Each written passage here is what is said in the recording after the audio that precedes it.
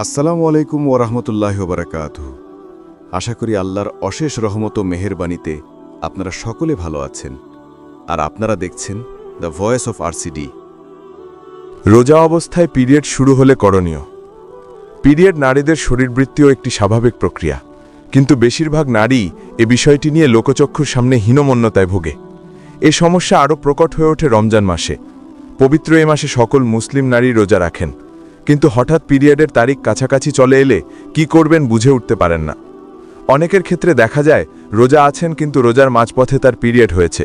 এই সময় করণীয় কি, সে বিষয়ে ইসলামে বেশ কিছু বিধান রয়েছে। যেমন কোনো নারী রোজা থাকা অবস্থায় পিরিয়ড হলে তার রোজা ভেঙে যাবে, এবং পিরিয়ড চলাকালীন সময়ে রোজা রাখা ও নামাজ আদায় করতে পারবেন না। সূরা বাকারা 222। তবে ওই অবস্থায় একজন মুসলিম নারী হিসাবে রোজার সম্মানার্থে ইফতার পর্যন্ত পানাহার থেকে তার বিরত থাকা উচিত। পরে এই রোজা কাজা আদায় করে নিতে হবে তাকে।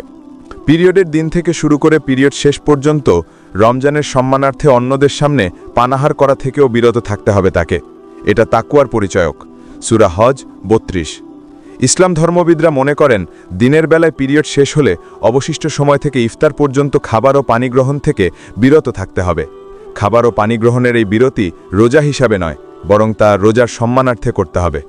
পিরিয়ড চলাকালীন সময় নারীরা রোজা না রাখতে পারলেও ইফতার তৈরি, দোয়া দরুদ পড়া, তাসবিহ তাহলিল সবই স্বাভাবিকভাবে করবেন। এ সময় সেহরি ইফতারও শরিক হওয়া যাবে। তবে অবশ্যই নারীদের এ সময় নিজের পরিষ্কার পরিচ্ছন্নতার উপর বেশি গুরুত্ব দিতে হবে। উল্লেখ্য, নিফাস তথা সন্তান প্রসবকারী নারীর বিধানপূর্বক হায়েজ বা পিরিয়ড চলাকালীন নারীর বিধানের মতোই, তিনিও পবিত্র না হওয়া পর্যন্ত রোজা রাখতে পারবেন না।